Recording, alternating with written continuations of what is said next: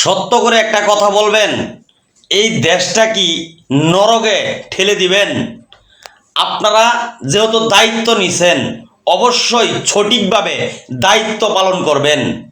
সেইটা না করে হিংসি করতেছেন। আরে ভাই, আপনি তো নেতৃত্ব দিতেছেন, আপনার আগে আরো মানুষ নেতৃত্ব দিছে, এই দেশ পরিচালনা করছে, দেশের মানুষের চালায়া নিছে।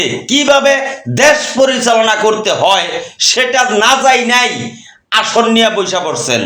আরে ভাই, এই দেশের মানুষকে যদি আপনি ভালো না বাসতে পারেন, এই দেশকে যদি আপনি ভালো না বাসতে পারেন, কেনই বা এই আসনটায় ভোগ করে আছেন?